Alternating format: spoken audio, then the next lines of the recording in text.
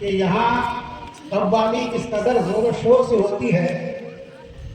کہ سالانہ اس پر تخمینہ کے اعتبار سے، اندازے کے اعتبار سے جو خرچ آتا ہے، صرف آتا ہے، تو وہ تقریباً 4 ارب ہے۔ الحلال ما احل اللہ فی کتابہ والحرام ما حرم اللہ فی کتابہ ومما سکت عنہ فہو عفو لکم۔ صدق اللہ مولانا العظیم وبلغنا رسولہ النبی الامین المتین المعین الکریم ونحن علی ذلک لمن الشاہدین والشاکرین والحمد للہ رب العالمین۔ محترم حضرات، یہاں مجھے کوئی تقریر کرنی نہیں ہے۔ ہمارے عزیز مولانا اشرف الہدیٰ جو اس وقت اتر پردیش کی سرزمین جامعہ علیمیہ جنگا شاہی میں زیر تعلیم ہے، انہوں نے اس حوالے سے دعوت فونی طور پر پیش کی، فون کے ذریعے پیش کی کہ اپنے علاقے میں قوالی جیسی بری چیز کے سد باب کے لیے، سد ذرائع کے لیے ایک محفل کے اہتمام کا ہم لوگوں نے عزم کیا ہے، جو دریا کی فٹ بال میدان پہ یہ محفل منعقد کی جائے گی، اور جس برائی کے سد باب کے لیے ہم نے آپ کو زحمت دی ہے وہ یہ ہے کہ ہمارے علاقے میں اب یہ کیلکولیٹ کا معاملہ ہمارے ذہن میں تو نہیں ہے کہ انہوں نے کن کن ضلعوں کو کوٹ کیا،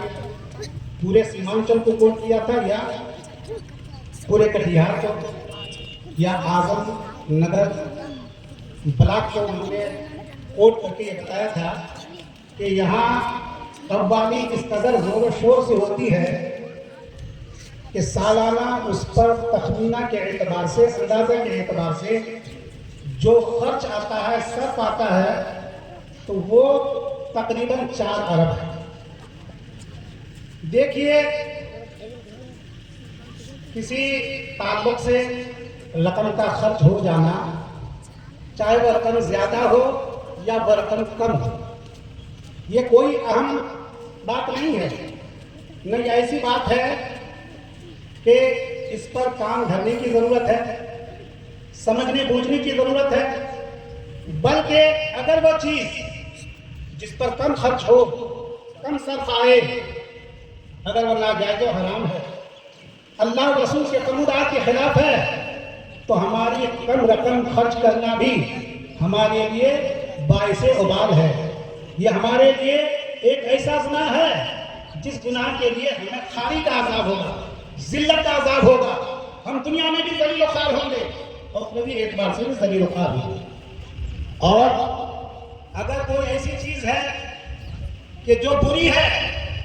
تو اس پر خرچ کرنے کے بعد نام مسلک شادمانی کے شادیانے گرگرانے کے قابل ہیں، اور نہ یہاں ہم فقر کے ساتھ جینے کے حقدار ہیں۔ اللہ تبارک و تعالیٰ کے ہاں جو ہمارا حساب ہوگا، یہ تو وعیدات جو ہمارے سامنے ہیں ان کے ذریعے سے ہم اور آپ جانتے ہیں، اور اگر وہ چیز صحیح ہے تو چھوٹا بھی خرچ ہو تو وہ قابل محمود ہے، قابل تحسین ہے، قابل مستحسن ہے، یعنی استحسان کی نظر سے دیکھنے کے قابل۔ تو اسی تعلق سے اس محفل کا اہتمام کیا اور ولایت مبارکباد ہیں۔ آئیے کچھ چیزیں جو عزائم اور مقاصد سے متعلق ہوں وہ آپ کے سامنے پیش کروں۔ ہمارے باہر سے آئے ہوئے مہمان حضرت علامہ مفتی زبیر صاحب صدیقی قبلہ تشریف لائے ہوئے ہیں۔ علاقائی اعتبار سے قوم کی اصلاح و سدھار سے متعلق ان کے پاس بہت سارے عزائم ہیں، مقاصد ہیں، وہ نمبر 1 ان کے ذہن میں موجود ہیں۔ کچھ کا تذکرہ آپ نے اس بیٹھک میں جہاں ہم اور آپ اکٹھے تھے وہاں انہوں نے کیا ہے، اور یہی نہیں بلکہ اپنے علاقے، بلکہ بتایا گبروا سے لے کر کے پورنیا یا بیلگچھی جہاں تک آپ کا دائرہ اثر ہے،